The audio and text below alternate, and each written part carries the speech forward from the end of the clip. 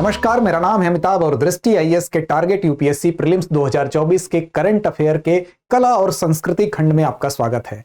आज इस खंड के अंतर्गत, इस करंट अफेयर के खंड के अंतर्गत हम कला और संस्कृति से संबंधित करंट अफेयर्स के अद्यतन तथ्यों को लेकर आपके सामने उपस्थित हैं। तो आइए शुरू करते हैं आज का सफर कला और संस्कृति खंड से जुड़ा हुआ। सबसे पहले हम देखते हैं हाल ही में चर्चा रहा मालचा महल। मालचा महल चर्चा में क्यों रहा, तो इसको देखते हैं।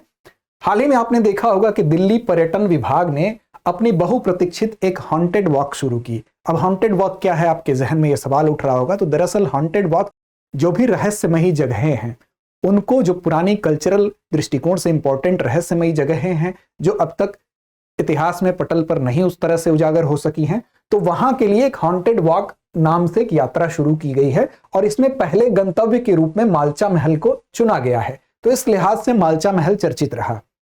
देखें जरा मालचा महल के बारे में कुछ तथ्यों को हम, तो ये विलायत महल के नाम से भी जाना जाता है और इसका कनेक्शन है तुगलक डायनेस्टी से, तुगलक काल से। आप जानते हैं कि तुगलक युग जो था, इसकी स्थापना जब हुई तो उस काल में स्थापत्यगत कुछ विशेषताएं रहीं। विशेष रूप से जो ढलवा दीवारें थीं, जो विशाल भवनों का निर्माण होता था, वो यहाँ की स्थापत्य कला की कुछ विशेषताएं थी। इसकी स्थिति की अगर बात करें, मालचा महल के लोकेशन की बात करें, तो दिल्ली के चाणक्यपुरी में एक जंगल के अंदर यह बना हुआ है और मुख्य रूप से यह सड़क से 1.5 किलोमीटर की दूरी पर स्थित है। इस महल को आप तस्वीर में देख सकते हैं। साथ ही अगर इसके नामकरण की बात की जाए तो मालचा मार्ग के नाम पर इसका नामकरण किया गया है। वस्तुतः यहाँ पर जो राजनयिक हैं, व्यापारी हैं और लेखकों सहित शहर के अभिजात वर्ग के लोग इस एरिया में रहते हैं।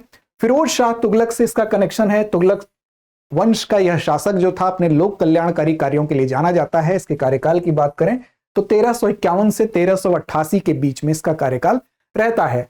इसने कई लोक कल्याणकारी कार्य किए, जनता के लिए काम किए। इसने कई नहरें खुदवाई, इसने कई सरायें बनवाई, इस तरह से बांधों का निर्माण किया। अंग्रेजों द्वारा भारत में सिंचाई प्रणाली के जनक के रूप में भी इसको संबोधित किया जाता है। साथ ही आप देखेंगे तो इसने कुछ शहरों की स्थापना की, जैसे फतेहाबाद और जौनपुर नामक शहर उल्लेखनीय है। तो ये मालचा महल है जो हाल ही में चर्चा में था। दूसरा हमारा महत्वपूर्ण तथ्य है बिहान मेला। बिहान मेला क्यों चर्चा में था, तो बिहान मेला पर नजर डालते हैं। हाल ही में ये उड़ीसा के नयागढ़ जिले में कोंध जनजाति है, कोंध जनजाति से संबंधित है ये मेला। उसके सदस्यों ने अपने त्योहारों और समारोहों के कैलेंडर में एक और कार्यक्रम जोड़ा जिसे बिहान मेला कहा जाता है। तो हम ये कह सकते हैं कि जो कोंध जनजाति है उसके द्वारा ये मेला आयोजित किया जाना शुरू हुआ, उसके कैलेंडर में ये ऐड हुआ। अब बिहान मेला के बारे में कुछ तथ्य देख लें तो उड़ीसा में कोंध जनजाति इसको मनाती है। बेसिकली इसका जो संबंध है वो बीज उत्सव के रूप में मनाया जाता है। इसमें जो बीज होते हैं, जो जिससे की फसल होती है, उन बीजों को लेके उत्सव मनाया जाता है। बेसिकली खरीफ की फसलों की कटाई के साथ ही इसकी तैयारी शुरू हो जाती है। आप देख सकते हैं यहाँ बीज जो है उसको इकट्ठा किया जा रहा है। इसको बिहान मेला कहते हैं।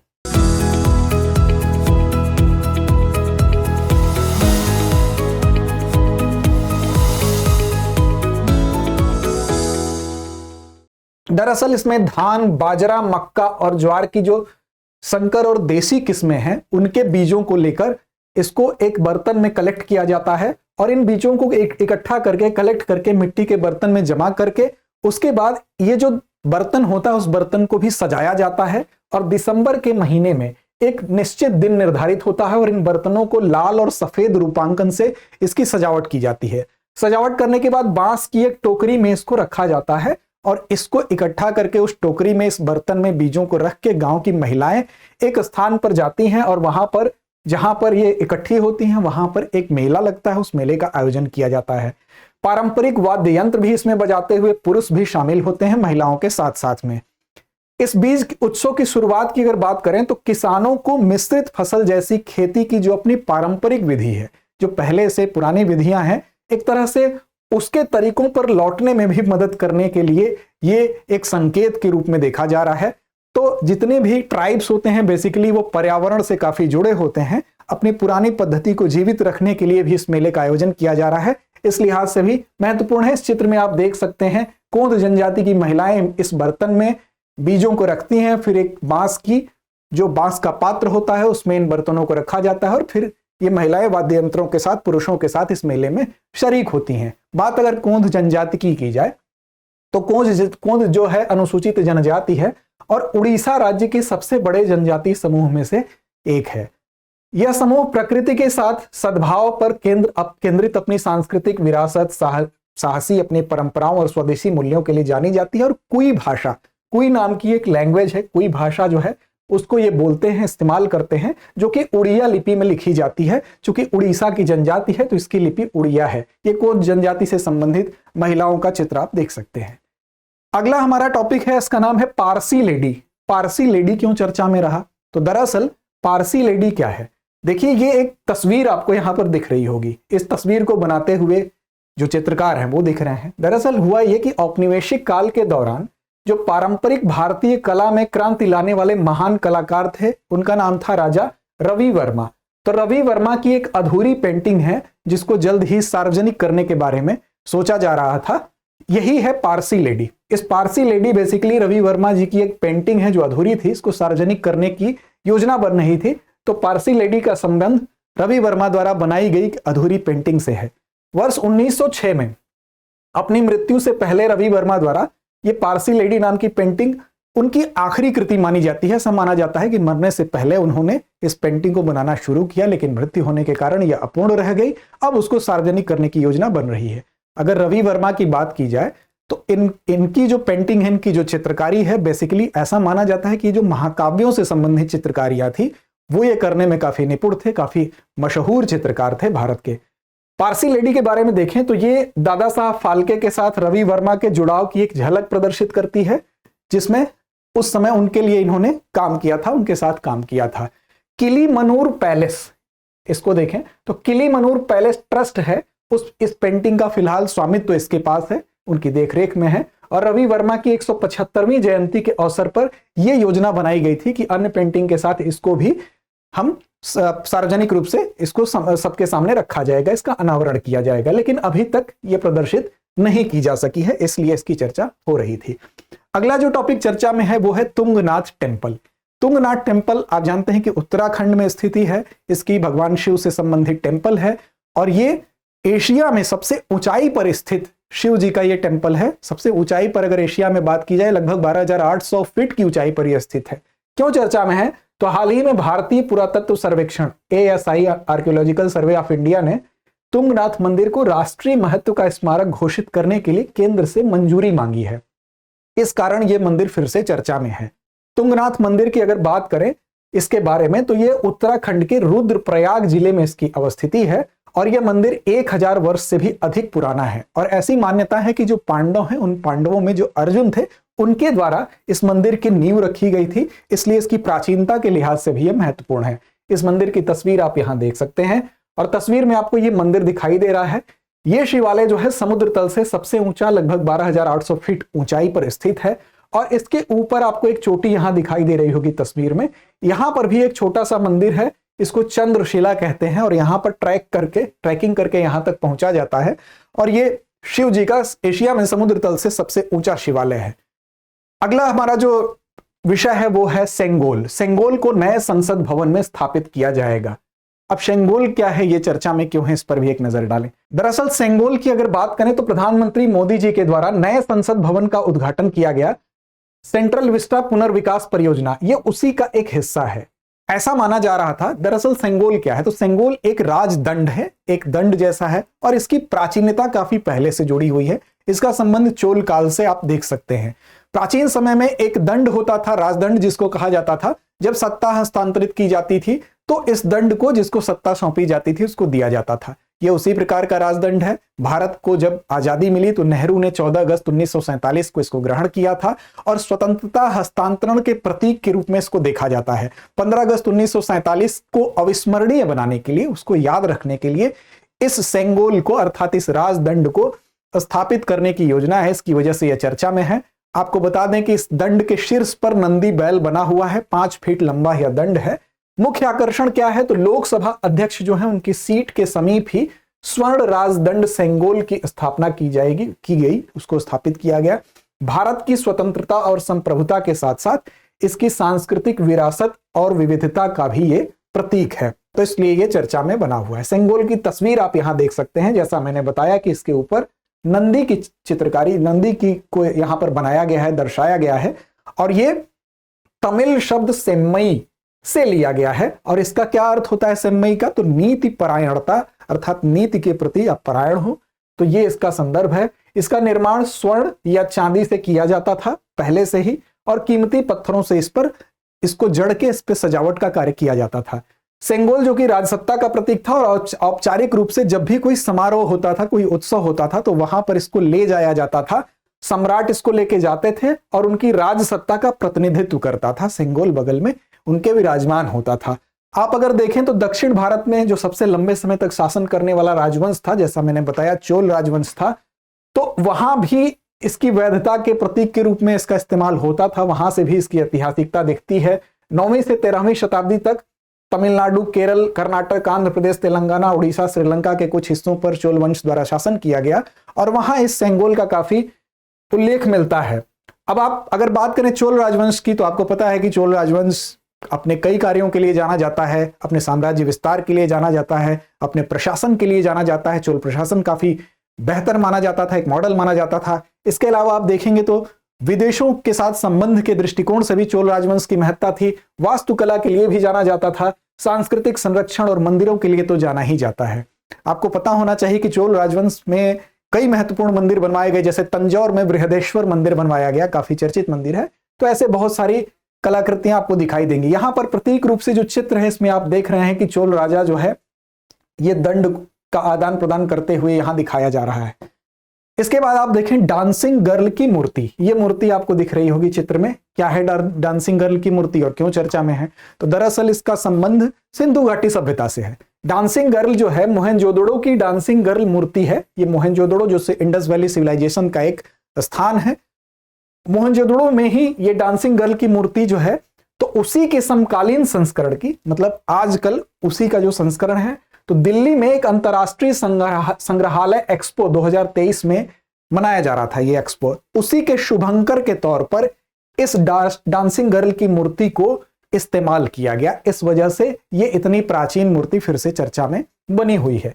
अब डांसिंग गर्ल मूर्ति के बारे में अगर कुछ तथ्य देखें तो सिंधु घाटी सभ्यता में सबसे प्रसिद्ध और प्रतिष्ठित कलाकृतियों में से इसको एक माना जाता है, और हड़प्पा सभ्यता को भी कहा जाता है सिंधु घाटी सभ्यता को, आप सभी जानते हैं। तो उस समय जो भी खुदाई में चीजें मिली, उसमें से जो मूर्तियां मिली, उसमें डांसिंग गर्ल का एक महत्वपूर्ण स्थान है। ये बहुत प्रसिद्ध है। खोज की बात करें तो 1926 में अर्नेस्ट मैके द्वारा खोज की गई कांसे की मूर्ति है। किससे बनी है? तो कांसे की बनी है। और किस तकनीक से बनाया गया है? तो आपको बता दें कि सिंधु घाटी सभ्यता में जो बनाने की मूर्तियों को तकनीक थी, वो सबसे एक तरह से प्राचीन तकनीकी थी। लास्ट वैक्स तकनीकी इसका नाम है। लास्ट वैक्स तकनीकी में क्या होता है? दरअसल वैक्स क्या होता है? तो मधुमक्खी में का छत्ता आपने देखा होगा, उसमें से शहद निकालने के बाद जो शेष भाग बचता है, उससे वैक्स का निर्माण होता है। और लास्ट वैक्स तकनीकी में क्या करते हैं कि उस वैक्स से ही मूर्तियां बनाते हैं। वो एक नरम जैसा पदार्थ होता है। उस वैक्स से मूर्तियां बनाने के बाद उसके ऊपर मिट्टी की परत चढ़ा देंगे। जैसे मान लीजिए वैक्स से हमने एक मूर्ति ऐसी कोई भी बना दी, ऐसे मान लीजिए एक ABCD कुछ भी एक मूर्ति बना दी, इसके ऊपर हमने मिट्टी की 2 परतें चढ़ा दी। मिट्टी की परतें चढ़ाने के बाद यहां पर जब हमने मिट्टी की परतें चढ़ा दी, उसके बाद उसको गर्म किया जाता था, और जो मिट्टी की 2 परतों को चढ़ाने के बाद जो संरचना बनती थी, उसको कलबूट कहा जाता था। और इसके बाद इसको आग में गर्म किया जाता था। गर्म करने के बाद क्या होता था? जो वैक्स था अंदर का, वो पिघल जाता था। तो इस वैक्स को पिघलने के बाद ये वैक्स बाहर निकल जाएगा। अब बचेगा मिट्टी का सांचा, और ये मिट्टी का सांचा काफी कठोर हो जाता था, सुदृढ़ हो जाता था। अब इस सांचे में जिस आकृति की मूर्ति वैक्स द्वारा बनाई गई थी, वो आकृति का सांचा बन जाता था। बाद में उसमें धातु को पिघलाने के बाद उसमें डाला जाता था, और फिर उसको ठंडा करने के बाद ये मिट्टी की जो इसका सांचा बना हुआ था, उसको तोड़ दिया जाता था, और अंदर से हमको धातु की मूर्ति बनकर निकल आती थी। इसी को कहते हैं वैक्स तकनीकी। और लास्ट वैक्स तकनीकी जो है, जिसमें वैक्स लास्ट हो जाता है, वो हट जाता है और मूर्ति तैयार हो जाती है। एक तरह से ये मूर्ति के अस्तित्व का सबसे प्राचीन बनाने की टेक्निक है। तो इस वजह से इसी तकनीकी से इस मूर्ति को बनाया गया है। इस मूर्ति का अस्तित्व हड़प्पा समाज में उच्च कला की उपस्थिति को दिखाता है कि उतने प्राचीन सभ्यता में भी कला की जो उत्कृष्ट उपस्थिति है वो मौजूद थी। इसका सांस्कृतिक महत्व जो है वो प्रतीक के रूप में बनाया गया था कि उस काल की कला उस कला संस्कृति का प्रतीक थी, न कि इसको व्यवसाय के इस्तेमाल से बनाया गया था। कहने का ये मतलब है। अगले टॉपिक पे चलें तो त्रयंबकेश्वर मंदिर। हाल ही में ये चर्चा में रहा। क्यों चर्चा में रहा? तो दरअसल त्रयंबकेश्वर मंदिर की अगर बात करें तो महाराष्ट्र में इसकी स्थिति है और वहां पर एक घटना हुई। घटना ये हुई कि कुछ अल्पसंख्यक समुदाय के लोग वहां पर प्रवेश करना चाहते थे, जिसको कि रोका गया और उसके लिए एक एसआईटी अर्थात स्पेशल इन्वेस्टिगेशन टीम का गठन किया गया, ये देखने के लिए, जांच करने के लिए कि जो अल्पसंख्यक समुदाय के सदस्य हैं वो नासिक के त्रयंबकेश्वर मंदिर में उनके ऊपर उसमें प्रवेश करने का जो उनके द्वारा प्रयास किया गया था उसको जांचने के लिए, उसको समझने के लिए। दरअसल यहां प्रबंधन का यह कहना है कि इस मंदिर में केवल और केवल हिंदुओं को प्रवेश की अनुमति है, तो इस लिहाज से यह पूरा का पूरा मंदिर जो है वो चर्चा में आया, एसआईटी का गठन किया गया इस वजह से। तो आइए जानते हैं क्या है त्रयंबकेश्वर मंदिर के बारे में कुछ तथ्य। तो महाराष्ट्र के नासिक जिले में इसकी स्थिति है, त्रयंबक नामक शहर में इसकी अवस्थिति है। और किसको समर्पित है? तो भगवान शिव को समर्पित है। आपको पता होना चाहिए कि भगवान शिव से संबंधित जो ज्योतिर्लिंग है, 12 ज्योतिर्लिंगों की एक संकल्पना है, अर्थात 12 ज्योतिर्लिंग भगवान शिव से संबंधित भारत भर में फैले हुए हैं। उसमें से एक ज्योतिर्लिंग त्रयंबकेश्वर भी है। त्रयंबकेश्वर की विशेष मान्यता इसलिए है क्योंकि यहां पर इनको तीनों लोकों के स्वामी के रूप में भगवान शिव को दर्शाया गया है। अगर इस मंदिर के निर्माण की बात करेंगे तो 18वीं शताब्दी में जो तीसरे पेशवा थे, उनका नाम था बालाजी बाजीराव, उनके द्वारा इसका निर्माण कराया गया। और जहां पर इसकी अवस्थिति है उसी के पास ब्रह्मगिरी पर्वत है। ब्रह्मगिरी पर्वत के निकट ही एक पुराने मंदिर के स्थान पर इसको बनाया गया था। यहीं से गोदावरी नदी का उद्गम भी होता है। और वास्तुकला की दृष्टि से अगर आप देखेंगे तो नागर स्टाइल में, नागर शैली में इसका निर्माण किया गया है। आपको पता होना चाहिए कि नागर, वेसर और द्रविड़ 3 स्टाइल हैं। अगर देखें ऊपर से नीचे तक तो हिमालय से विंध्य तक नागर स्टाइल है। उसके बाद अगर उसके नीचे आएंगे तो दक्षिण भारत की तरफ जब आप बढ़ेंगे तो कृष्णा से कावेरी के बीच में आप देखेंगे कि द्रविड़ स्टाइल आपको मिलेगा और इनके बीच में आपको वेसर स्टाइल मिलेगा। तो नागर स्टाइल में इसका निर्माण हुआ है, काले पत्थरों से इस मंदिर को बनाया गया है। इसके कुछ अपवाद भी देखने को मिलते हैं। अगला टॉपिक चर्चा में है खीर भवानी मेला। ये एक मेला है, क्यों चर्चा में है? तो कश्मीर में लगने वाला यह मेला क्यों चर्चित है, इस पर नजर डालते हैं। हाल ही में कश्मीर घाटी में खीर भवानी मेला का आयोजन किया गया। खीर भवानी मेला क्यों इतना महत्वपूर्ण है? तो जेठ माह में लगता है, जून जुलाई महीने में, शुक्ल पक्ष अष्टमी के दिन। और यहां पर जिस देवी को याद किया जाता है, जिनकी आराधना की जाती है, वो है रागिनी देवी। ये एक जीवंत उत्सव है और इस क्षेत्र में प्रचलित जो सह अस्तित्व है, जो लोगों के एक साथ मिलकर रहने का जो प्रमाण है, यह मेला देता है और सांप्रदायिक सद्भाव को भी प्रदर्शित करता है, क्योंकि हर धर्म के लोग इसमें शरीक होते हैं। साथ ही विशेष रूप से किससे संबंधित है? तो कश्मीरी पंडितों के लिए ये एक पवित्र तीर्थस्थल के रूप में देखा जाता है और इसमें काफी बढ़ चढ़ के हिस्सा लिया जाता है उनके द्वारा, इसलिए ये फेमस है। अगला टॉपिक है जूना खटिया स्थल।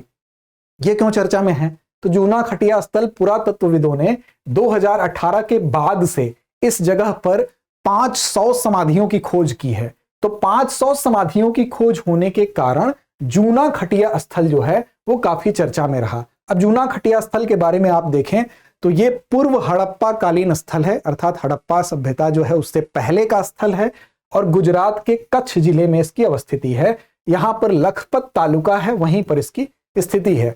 भारत में अब तक दर्ज सबसे बड़ा पूर्व हड़प्पा कालीन समाधि स्थल है, इसलिए यह खास महत्व हो जाता है इसका। और आपको बता दें कि लोथल, सुरकोतड़ा, धोलावीरा, ये कुछ गुजरात में स्थित अन्य हड़प्पा कालीन स्थल है। आपको पता है कि लोथल जो यहाँ का गोदीवाड़ा फेमस था, लोथल का बंदरगाह फेमस था।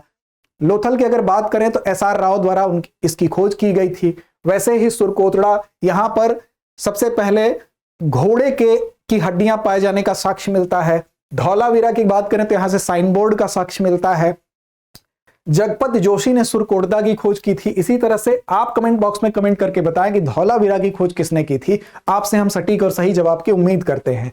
ये सारे के सारे स्थल गुजरात में स्थित हैं, तो याद रखेंगे कि जूना खटिया स्थल जो है पूर्व हड़प्पा कालीन स्थल है।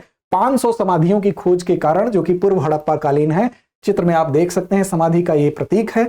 यहां पर आपको इसलिए ये चर्चा में बना हुआ है। यहां से क्या मिला है? तो कंकाल के अवशेष मिले हैं, चीनी मिट्टी के बर्तन मिले हैं, प्लेट और फूलदान मिले हैं, मन के आभूषण और जानवरों की अस्थियां मिली हैं और कब्रों की कतारें मिली हैं। कई पंक्तियों में ये कब्रें मिली हैं। अगले टॉपिक पे चलें तो चाम लाम नृत्य चर्चा में क्यों है? तो चाम लाम नृत्य की अगर बात करें तो बेसिकली ये नृत्य लद्दाख का है, लेकिन वास्तव में चर्चा में क्यों है? तो हिमाचल प्रदेश की राजधानी शिमला, शिमला में क्या हुआ कि तिब्बती बौद्ध भिक्षुओं ने गुरु पद्म संभव का जन्मदिन मनाया और इस उपलक्ष्य में वहां पर पारंपरिक चाम लाम जो नृत्य है उसको यहां पर किया गया। तो बेसिकली ये नृत्य कहां क्या है, तो लद्दाख का एक प्रसिद्ध मुखौटा नृत्य है। इस नृत्य में आप देख सकते हैं तस्वीर में कि डिफरेंट टाइप के मुखौटे को लगाकर ये नृत्य किया जाता है और इसमें उत्सव मनाया जाता है। बेसिकली अगर पद्म संभव की बात करें तो पद्म संभव बौद्ध धर्म की जो वज्रयान शाखा थी जिसमें तंत्र मंत्र और तांत्रिक क्रियाविधियों की महत्ता है, उससे संबंधित ये गुरु हैं और इन्हीं के जन्मदिन को सेलिब्रेट करने के लिए शिमला में इस नृत्य को किया गया है। बेसिकली जो सेच्चू महोत्सव होता है जो लद्दाख में, वहां पर उसके समय में यह नृत्य किया जाता है। लद्दाख के कई मठों में यह वार्षिक आध्यात्मिक उत्सव के रूप में सेच्चू महोत्सव को मनाया जाता है। इस नृत्य को देखने वाले लोगों को ऐसा माना जाता है कि जो इसके दर्शक होते हैं उनका भाग्य खुलेगा, वो भाग्यशाली साबित होंगे। पारंपरिक जो तिब्बती वाद्य यंत्र है वो इस नृत्य को करते वक्त बजाए जाते हैं। साथ ही भिक्षुओं द्वारा बजाए जाने वाले संगीत भी यहाँ पर बजते हैं और बौद्ध धर्म के कुछ चुनिंदा संप्रदायों के द्वारा इसको किया जाता है। अगले टॉपिक की बात करें तो कथकली। कथकली क्यों चर्चा में है भाई, तो कथकली हाल ही में के गोपाल कृष्णन ने Kathakali dance theatre a visual narrative of sacred Indian mime नामक एक आकर्षक पुस्तक लिखी है। वास्तव में इस डांस से संबंधित यह पुस्तक लिखी गई है, तो इस पुस्तक का नाम और इसको लिखने वाले के गोपाल कृष्णन को आप जरूर ध्यान रखेंगे। क्या है वर्णन इस पुस्तक में, तो कथकली से संबंधित इस पुस्तक में यह बताया गया है कि जो ग्रीन रूम होता है, बेसिकली ग्रीन रूम क्या होता है, तो कलाकार मंच पर जाने से पहले, स्टेज पर जाने से पहले जहां पर वेट करता है बैठ के, एक ग्रीन रूम का कॉन्सेप्ट होता था। उस रूम को सामान्य रूप से आप वेटिंग रूम मान लीजिए कि मंच पर जाने से पहले जहां कलाकार तैयार होता है अपने प्रदर्शन से पहले, उसको ग्रीन रूम कहा जाता है। तो ग्रीन रूम में क्या कंडीशन होती है, कलाकारों के संघर्ष और मेकअप के लंबे घंटों के दौरान जो उनके बीच में अनूठे बंधन स्थापित होते हैं, जो रिलेशन बिल्डअप होते हैं, साथ ही उस पर ध्यान केंद्रित करते हुए कथकली की दुनिया में पर्दे के पीछे की झलक को इस पूरे की पूरी बुक में प्रदर्शित किया गया है कि वास्तव में जो कथकली नृत्य आप देखते हैं उसके पीछे की पटकथा क्या होती है। उसको के वेलु गोपाल कृष्णन ने अपनी book Kathakali dance theatre a visual narrative of sacred Indian mind में प्रदर्शित किया है, तो इस वजह से ये चर्चा में है। एक नजर डालते हैं कथकली। तो यह तस्वीर आप देख रहे हैं कथकली नृत्य से संबंधित है। इसके उदय की बात करेंगे तो 17वीं शताब्दी में इसका उदय हुआ था और इसका उदय कहां हुआ था, तो त्रावणकोट, वर्तमान में जो केरल है वहां पर त्रावणकोट रियासत हुआ करती थी, वहां पर ही इसका जन्म हुआ था। और इस कला के रूप में इसके प्रारंभ की अगर बात करें तो वास्तव में इसको संरक्षण मिला मंदिर परिसरों में इस नृत्य को संरक्षण मिला और शाही दरबारों में जब यह नृत्य आया तो वहां से ये लोकप्रियता हासिल करने लगा। कथकली की अगर बात करें तो जो भरत मुनि ने पुस्तक लिखी थी नाट्य शास्त्र, बेसिकली ये उसी पर आधारित है। ये एक प्राचीन ग्रंथ है नाट्य शास्त्र, तो आप कथकली को देख सकते हैं। हाल ही में इस पर बुक लिखी गई, इसकी वजह से ये चर्चा में है। अगला है शीर्षक होमो नलेदी।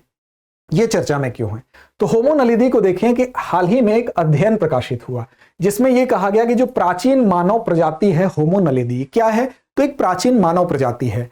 दरअसल ये कहा गया कि ये जो प्राचीन मानव प्रजाति है होमो नलेदी, ये अपने मृतकों को दफन किए हैं और साथ ही एक गुफा में कुछ चित्र बनाए हैं। इसकी वजह से काफी डिस्प्यूट हुआ, काफी वाद विवाद हुआ विद्वानों के बीच में। इसको लेके ये पूरा का पूरा होमो नलेदी चर्चा में है। क्या है होमो नलेदी, तो ये 2013 में दक्षिण अफ्रीका में यूनेस्को के विश्व धरोहर स्थल राइजिंग स्टार जो गुफा प्रणाली है वहां पर खोजी गई मानव की एक प्रजाति है। मतलब होमो नलेदी मानव की एक प्रजाति है जो दक्षिण अफ्रीका में राइजिंग स्टार गुफा प्रणाली में इसका अस्तित्व देखा गया, वहां पर इसको पाया गया। अब इससे संबंधित कुछ तथ्य देखें तो होमो नलेदी जो आदिम अर्थात जो पुराने मानव हैं और जो आधुनिक विशेषताओं वाले जो मानव हैं, इन दोनों के संयोजन के रूप में है। ये कोई भी मनुष्यों पर के प्रत्यक्ष पूर्वज के रूप में इनको नहीं देखा जाता है कि मनुष्यों के प्रत्यक्ष पूर्वज थे, बल्कि ये मिक्सअप हैं जो आदिम मानव है उसके और जो आधुनिक विशेषताओं को भी इसमें देखा जाता है। तो दोनों के संयोजन के रूप में इसको देखा जाता है।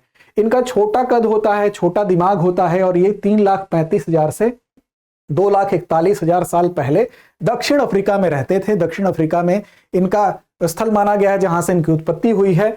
वयस्क, किशोर और शिशुओं सहित कम से कम 15 व्यक्तियों के अवशेष यहां पर पाए गए हैं जिस स्थान की बात हो रही है, जिससे अफ्रीका में एकल होमिनिन प्रजाति का सबसे बड़ा संग्रह बन गया है। तो ये एक जगह से पाई जाने वाली सबसे बड़ी प्रजाति का संग्रह बन गया है, इस वजह से होमो नलेदी चर्चा में है। अब देखिए पुराना किला का उत्खनन हो रहा है। क्या है पुराना किला, क्यों चर्चा में है? तो पुराना किला इसलिए चर्चा में है क्योंकि ये दिल्ली में स्थित एक पुराना किला है।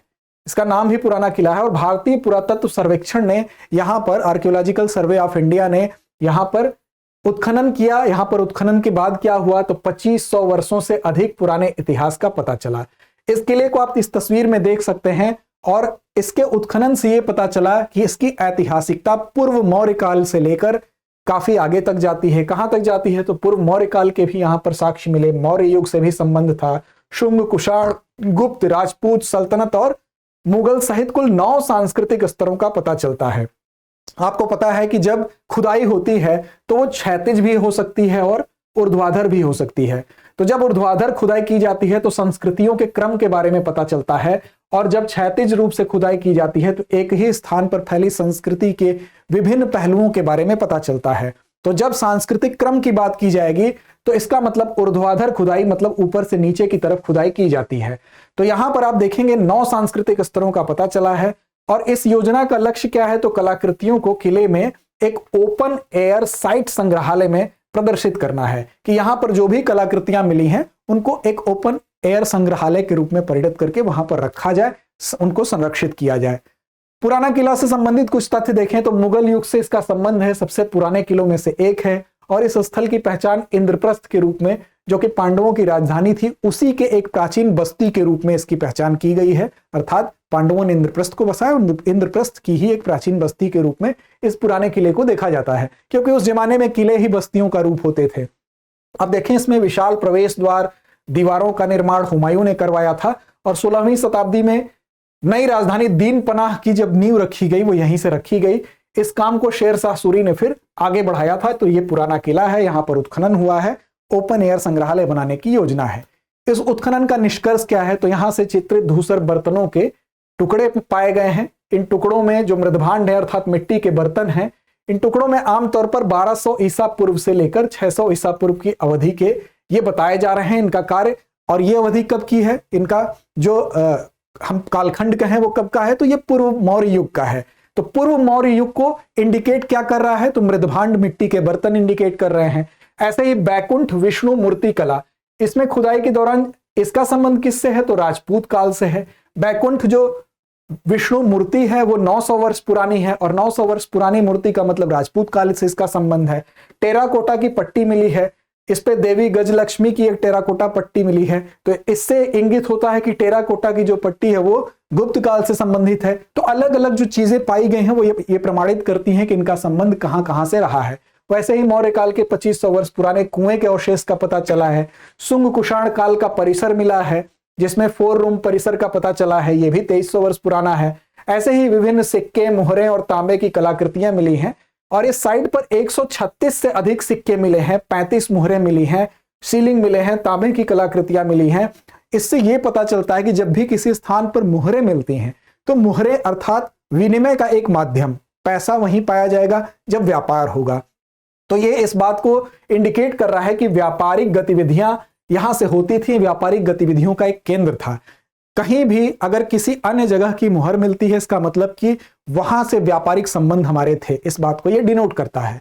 तो ये सारी बातें इससे संबंधित हैं। अगला टॉपिक है जगन्नाथ रथ यात्रा। जगन्नाथ रथ यात्रा क्यों चर्चा में है, तो आपको पता है कि भगवान जगन्नाथ से संबंधित एक रथ यात्रा निकाली जाती है। इसमें भगवान जगन्नाथ के अलावा 2 और लोगों को एक रथ पर सवार किया जाता है और कुछ दूर तक यह यात्रा निकाली जाती है। क्यों चर्चा में है, तो जगन्नाथ रथ यात्रा आधिकारिक तौर पर उड़ीसा के पुरी में शुरू होती है। आपको पता होगा जून 2023 में 20 जून को शुरू हुई और 28 जून 2023 को इसका समापन हुआ।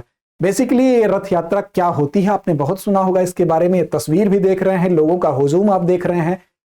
बेसिकली वार्षिक हिंदू त्योहार है एक पुरी में। वहां पर क्या होता है कि जो भगवान जगन्नाथ हैं और उनके बड़े भाई बलभद्र जी और उनकी छोटी बहन देवी सुभद्रा, इन तीनों ही लोगों को उनके घर के मंदिर से अर्थात जहां वो स्थापित होते हैं उस मंदिर से एक रथ पर सवार किया जाता है साज सज्जा के साथ, और लगभग 3 किलोमीटर दूर गुंडिचा में उनकी मौसी के मंदिर, ऐसा माना जाता है कि उनकी मौसी है, उनकी मौसी के मंदिर तक की एक यात्रा निकाली जाती है। तो ये जो यात्रा है गुंडिचा तक की यात्रा है, 3 किलोमीटर की यात्रा है।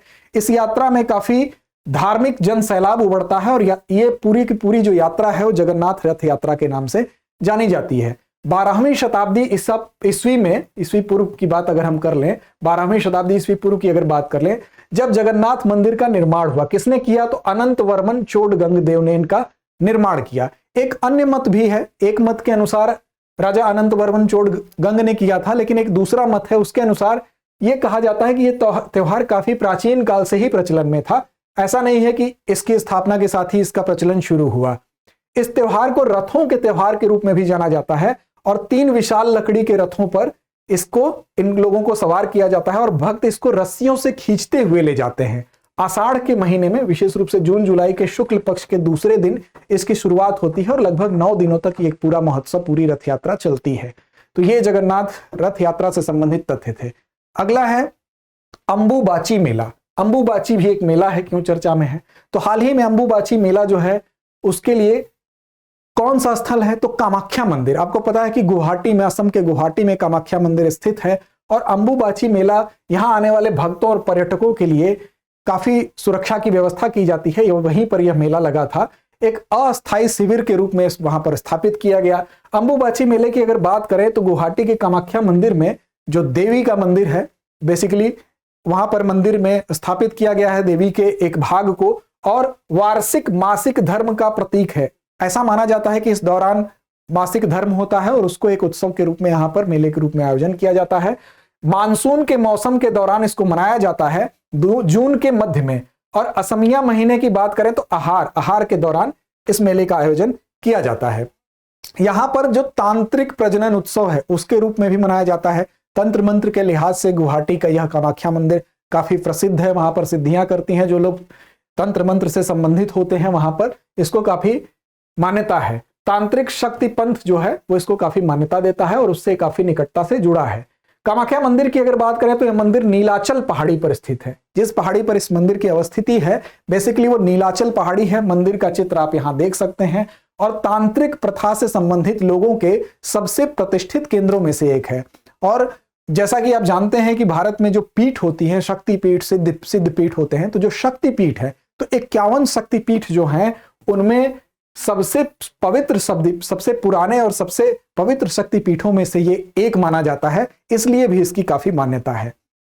जोहा चावल, अगला शीर्षक है जोहा चावल। तो क्या है जोहा चावल, चर्चा में क्यों है? हाल ही में विज्ञान और प्रौद्योगिकी विभाग ने, उसके एक स्वायत्त संस्थान ने बेसिकली, जिसका नाम है institute of advance study is science and technology, IASST, इसके वैज्ञानिकों ने इस चावल को, इसकी गुणवत्ता को पहचाना और इसके गुणों के आधार पर यह बताया कि जो न्यूट्रासिटिकल गुण हैं वो इसमें काफी ज्यादा हैं, इसलिए ये चर्चा में है। जोहा चावल क्या है? तो ये असम का स्वदेशी चावल है, असम राज्य से इसका संबंध है। ये इसकी तस्वीर आप देख सकते हैं और ये माना जाता है कि काफी पौष्टिक है, इसमें न्यूट्रासिटिकल्स गुण काफी हैं, औषधीय गुण हैं, साथ ही इसकी सुगंध और अनाज की विशेषताओं में ये अद्वितीय है। सुगंधित चावल है, जैसे बासमती का चावल है, लेकिन बासमती से अलग है।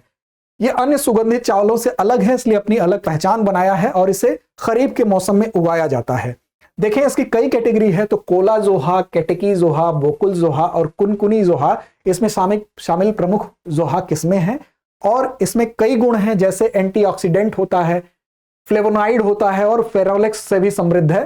तो इन गुणों के कारण इसको GI टैग भी मिला हुआ है। तो असम से संबंधित जोहा चावल अपने न्यूट्रासिटिकल्स गुणों के कारण चर्चा में है। इसको एक विशेष वैज्ञानिक संस्थान द्वारा इसकी तरफ इंगित किया गया, institute of advance study in science and technology के द्वारा। आगे चलें, अगला है रानी दुर्गावती। रानी दुर्गावती का संबंध मध्यकाल से है, यह चर्चा में क्यों है तो देख लेते हैं। मध्य प्रदेश सरकार ने 16वीं शताब्दी की रानी दुर्गावती के जीवन और विरासत को याद किया और रानी दुर्गावती गौरव यात्रा नामक एक 6 दिवसीय रैली निकाली। तो किस प्रदेश ने निकाली ये रैली? तो ये निकाली है रैली मध्य प्रदेश ने। 6 दिवस की एक रैली थी, रानी दुर्गावती से संबंधित थे, इसलिए इनकी चर्चा फिर हो रही है। रानी दुर्गावती की अगर बात करें तो 1524 में महोबा के चंदेल राजवंश से संबंधित थी, वहां पर इनका जन्म हुआ और बाद में ये वही चंदेल राजवंश है जिसने खजुराहो के टेम्पल का निर्माण करवाया था। प्रसिद्ध खजुराहो मंदिर से संबंधित है चंदेल राजवंश। बाद में इनका विवाह होता है। विवाह कहां हुआ? तो गोंडवाना के राजा संग्राम शाह के बेटे दलपत शाह से इनका विवाह हो गया और वहां पर एक विशेष क्षेत्र था नर्मदा के पास जिसकी अवस्थिति थी और मध्य प्रदेश का उत्तरी हिस्से को मिला के इस क्षेत्र को गढ़कटंगा कहते थे। तो गढ़कटंगा में जब पति की इनकी मृत्यु हो गई 1550 में, तो गढ़कटंगा राज्य पर इन्होंने शासन भी किया, और न सिर्फ शासन किया बल्कि यहां पर इन्होंने काफी वीरता से अपना प्रदर्शन किया और मुगल साम्राज्य के विरुद्ध ये अपने वीरता का प्रदर्शन इन्होंने किया। साथ ही जो गढ़कटंगा क्षेत्र है उसको मैंने बताया कि नर्मदा घाटी का क्षेत्र है, और उत्तरी मध्य प्रदेश के कुछ हिस्से भी इसमें शामिल हैं। जो गोंडवाना क्षेत्र है, बेसिकली जो गोंड जनजाति है वो मध्य प्रदेश की एक प्रमुख जनजाति है और उसी के नाम पे गोंडवाना है। क्या है, तो ये समृद्ध सांस्कृतिक विरासत और दृढ़ता के लिए जानी जाती है। और अगर सरकार के अभिलेखों के अनुसार बात करें तो रानी ने 16 वर्षों तक यहां पर शासन किया, मतलब इनका कार्यकाल 16 वर्ष तक रहा। इसलिए भी महत्वपूर्ण है, तात्कालिक समय में जहां पर तलवार की राजनीति थी, ऐसे समय में एक महिला द्वारा लंबे समय तक शासन करना अपने आप में महत्वपूर्ण है। आंध्र प्रदेश में मध्य पाषाण कालीन शैल चित्रों की खोज की गई। तो मध्य पाषाण काल की बात हो रही है, आंध्र प्रदेश की बात हो रही है। हाल ही में क्या हुआ, तो ASI के द्वारा पुरातत्वविदों ने मध्य पाषाण कालीन शैल चित्रों की खोज की है। शैल चित्र क्या होते हैं, तो जो शैल अर्थात पत्थरों के ऊपर जो चित्रकारी होती है, तो आंध्र प्रदेश में खोजी गई। जैसे भीमबेटका की गुफाएं हैं, वहां पर भी शैल चित्र मिलते हैं। उसी प्रकार यहां पर आंध्र प्रदेश के गुंटूर जिले में यहां पर एक हिस्से को जोतते हुए एक व्यक्ति को दिखाया गया है। उस चित्र में क्या दिखाया गया है, तो किसी हिस्से को जोत रहा है कोई व्यक्ति, ऐसा प्रदर्शन किया गया है। यह तीर्थस्थलों की स्थापत्य विशेषताओं का पता लगाने के लिए कृष्णा नदी की निचली घाटी के सर्वेक्षण के दौरान, जब कृष्णा नदी की निचली घाटी में एक सर्वेक्षण किया जा रहा था तीर्थस्थलों के विकास के बारे में जानने के लिए, तो उसी दौरान यह प्रकाश में आया, इसका पता चला। अब देखें इसमें क्या पता चला और भी क्या विशेषताएं हैं। तो प्राकृतिक शैलाश्रय ओरवाकल नाम की जगह है, वहां पर एक पहाड़ी पर प्राकृतिक रूप से बनी गुफाओं के दीवारों और छत पर ये शैल चित्र पाए गए हैं। गुफा की जो दीवारें हैं वहां भी पाया गया है, और वहां पे जो शैल अर्थात जो वहां की पत्थर हैं उस पर भी ये चित्रकारी पाई गई है। अब ये गुफाएं प्राग ऐतिहासिक काल के दौरान उन मनुष्यों के लिए आश्रय स्थल के रूप में कार्य करती थी जो उस समय इस क्षेत्र में रहते थे। प्राग ऐतिहासिक का मतलब कि ऐतिहासिक क्या होता है, जहां के लिखित साक्ष्य मिलते हैं। प्राग ऐतिहासिक मतलब उससे भी पहले जहां के लिखित साक्ष्य नहीं मिलते हैं। तो उस समय जो लोग थे वो इन्हीं गुफाओं में रहते थे, आश्रय स्थल था। तो ऐसे में रहने के दौरान वो गुफा की दीवारों पर, वहां के शैलों पर, चट्टानों पर अगर चित्रकारी कर रहे हैं तो उससे उस समय के जीवन के बारे में जानकारी मिल रही है। तो ये इसलिए भी महत्वपूर्ण है। मध्य पाषाणकालीन शैल चित्र की जब बात आएगी तो इन खोजी गई जो 5 गुफाओं में से 2 में शैल चित्रों का विशिष्ट चित्रण यहां पर दिखाया जाता है। कुछ कलात्मक सामग्रियों के बारे में पता चला, जैसे शैल चित्र में प्राकृतिक सफेद काओलिन और लाल गेरू रंग का उपयोग करके यहां पर बनाया गया है। किस चीज से बनाया गया है, तो प्राकृतिक सफेद काओलिन और लाल गेरू रंग, अर्थात उसमें कलाकारी करने की भी कोशिश की गई है रंगों के माध्यम से। गेरू रंग जो है मिट्टी, रेत और फेरिक ऑक्साइड से बना है। काओलिनाइट की अगर बात करें तो नरम मिट्टी जैसा होता है और आमतौर पर एक सफेद खनिज होता है जो कि फेल्सपार जैसे एल्यूमिनियम सिलिकेट खनिजों के रासायनिक अपक्षय द्वारा यह उत्पादित होता है। ऐसे ही चित्रित दृश्यों में क्या है, तो शैल चित्र प्रागैतिहासिक काल के समुदायों के दैनिक जीवन के विभिन्न दृश्यों को दर्शाते हैं। जो बात आपको मैंने पहले बताई कि ये शैल चित्र में व्यक्ति वही चित्रकारी करेगा जो आम जीवनचर्या में जिन घटनाओं से वो परिचित होगा, इसी को वो चित्रों के माध्यम से व्यक्त करेगा। तो इससे उस समय के सामाजिक दशा के बारे में प्रकाश पड़ता है। एक अन्य पेंटिंग भी यहां पर है, इसमें 2 जोड़ों को हाथ में उठाए हुए दिखाया गया है। इसमें शायद आपको बहुत स्पष्ट नहीं हो रहा होगा, जबकि एक बच्चा उनके पीछे खड़ा है जो संभवतः सांप्रदायिक गतिविधियों या अनुष्ठानों का संकेत दे रहा है। मतलब उस समय जो चीजें प्रचलित थी उसको यहाँ पर अंकित किया गया है। साथ ही कृषि पद्धतियों को यहाँ पर दर्शाया गया है। पेंटिंग में एक आदमी को हल पकड़े हुए दिखाया गया है, को जोतते हुए दिखाया गया है। तो ये पूरा मामला है। अगला हमारा जो संदर्भ है वो है प्राचीन माया शहर की खोज। दरअसल माया सभ्यता अमेरिका की एक प्राचीन सभ्यता है। उसी सभ्यता से संबंधित एक नए स्थल की खोज की गई है। इस वजह से यह चर्चा में विषय बना हुआ है।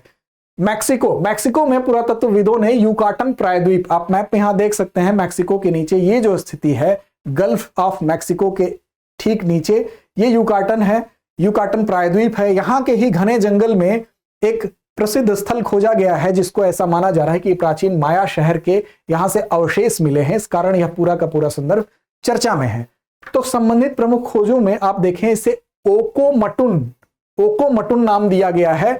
यह यूकाटेक माया भाषा में इसका अर्थ होता है पत्थर का स्तंभ। यूकाटेक माया भाषा है, वहां की लैंग्वेज है, और उस भाषा में ओकोमटुन का मतलब है पत्थर का स्तंभ। ऐसा माना जाता है कि यह शहर 250 से 1000 ईस्वी के बीच यूकाटन प्रायद्वीप, जिसको आप देख रहे हैं, इसके केंद्रीय तराई क्षेत्र में, यहाँ का जो तराई बेल्ट है, तराई बेल्ट क्या होता है, तो पर्वतों के ठीक नीचे जहां पर वर्षा ज्यादा होती है, यहां पर यूकाटन प्रायद्वीप के केंद्रीय तराई क्षेत्र में यह एक प्रमुख केंद्र था जिसकी खोज की गई है, तो इसलिए यह संदर्भ चर्चा में है। इस स्थल पर पाए गए मिट्टी के बर्तन के टुकड़ों से यह पता चलता है कि ओकामटुन जो है 600 से 900 ईस्वी के दौरान यहां पर बसते थे, अर्थात उनके टाइम पीरियड के बारे में हम क्या कहेंगे, तो 600 से 900 ईस्वी के बीच उनकी यहां बसावट है। और माया सभ्यता की बात करें तो मैक्सिको और मध्य अमेरिका के ये लोग मूल निवासी थे, और यहां पर 250 ईस्वी के आसपास, वर्तमान में अगर आप देखें तो यूकाटन से यहां पर इनकी उत्पत्ति होती है, अर्थात यूकाटन से इनकी उत्पत्ति जरूर हुई, लेकिन बाद में इनकी बसावट फैल गई और ये वहां से उसके आसपास के जो क्षेत्र हैं, दक्षिणी मैक्सिको, ग्वाटेमाला, उत्तरी बेलीज और पश्चिमी होंडुरास, वहां पे भी बस गए। और माया सभ्यता के अगर उदय की बात करेंगे तो 250 ईस्वी में इसका उदय शुरू हुआ था, हालांकि बाद में ये 900 ईस्वी तक काफी इसको विकसित रूप में देखा जाता है, वहां तक ये चली गई। सबसे उन्नत और प्रभावशाली संस्कृति थी, यहां पर लेखन, खगोल विज्ञान, गणित, कला, वास्तुकला, इन सब चीजों का काफी विकास देखने को मिलता है। विशेष रूप से ये पिरामिड, महल, मंदिर और चौक, इसके लिए ये इनके शहर काफी प्रभावशाली और महत्वपूर्ण माने जाते हैं। अगला हमारा टॉपिक है चार धाम यात्रा में तीर्थ यात्रियों की सुरक्षा और चुनौतियां। दरअसल चार धाम जो यात्रा है उसके लिए सरकार रोड बना रही है। उत्तराखंड में आप देखे होंगे कि इस चार धाम यात्रा के दौरान जो हिमालयी क्षेत्र हैं, उत्तराखंड के जो भी हिमालयी क्षेत्र हैं, वहां पर इस यात्रा के दौरान काफी लोगों की जान चली गई। तो हिमालय क्षेत्र में जो चार पवित्र हिंदू तीर्थ स्थल हैं, उनकी यात्रा अर्थात चार धाम यात्रा के दौरान इस वर्ष जो बड़ी संख्या में श्रद्धालु मरे हैं, उसकी वजह से यह संदर्भ चर्चा में है। आधिकारिक आंकड़ों की अगर बात करें तो अप्रैल 2023 में 149 यात्रियों की मृत्यु हो गई, जिसमें से अधिकतर मौतों का कारण यह माना गया प्राकृतिक दुर्घटना नहीं थी, बल्कि उनकी मौतों का कारण माना गया उनकी हृदय गति रुक जाना। तो इस वजह से ये पूरा का पूरा प्रक्रम चर्चा में है। और आप ध्यान दें कि अन्य स्वास्थ्य समस्याओं पर भी यहां पर प्रकाश डाला गया है। तो दरअसल चार धाम यात्रा इस वजह से थोड़ा सा चर्चा और इसकी होने लगी। भारत के उत्तराखंड राज्य में चार धाम यात्रा क्या है? एक पवित्र तीर्थ यात्रा है, जिसमें कि उत्तराखंड में स्थित ये चार धाम है जहां की यात्रा कराई जाती है, जिसमें बद्रीनाथ, केदारनाथ, गंगोत्री और यमुनोत्री शामिल हैं। यहां पर आप देख सकते हैं दक्षिणावर्त दिशा में ऐसा माना जाता है कि इसको पूरा करना चाहिए, अर्थात दक्षिण की दिशा में घूमते हुए इसकी यात्रा को पूर्ण करने पर इसको पवित्र माना जाता है। क्या क्रम होना चाहिए? तो यमुनोत्री, गंगोत्री, केदारनाथ और बद्रीनाथ। अप्रैल और मई माह में चार धाम यात्रा की शुरुआत होती है और मौसम की स्थिति के आधार पर नवंबर तक ये जारी रहती है। अगर मौसम बहुत खराब हुआ तो इस यात्रा को रोकना पड़ता है, अदरवाइज ये नवंबर तक जारी रहती है। ये एक धार्मिक यात्रा भी है, सांस्कृतिक भी है और पर्यटन के लिहाज से भी इसका महत्व है। पूरी भारत और दुनिया भर से पर्यटक यहाँ आते हैं। न सिर्फ पर्यटन, बल्कि जब पर्यटन होगा तो उससे रोजगार का सृजन होगा, इसलिए भी उत्तराखंड के लिहाज से ये एक महत्वपूर्ण यात्रा मानी जाती है। तो ये पूरा का पूरा संदर्भ था हमारे एपिसोड 1 के अंतर्गत। इस खंड से संबंधित अगला एपिसोड लेकर हम जल्द ही उपस्थित होंगे। लड़ते रहें, अपने लक्ष्य की ओर बढ़ते रहें। धन्यवाद। डियर व्यूअर्स, अपने एग्जाम की तैयारी को और बेहतर करने के लिए हमारे चैनल को लाइक, शेयर और सब्सक्राइब करना न भूलें।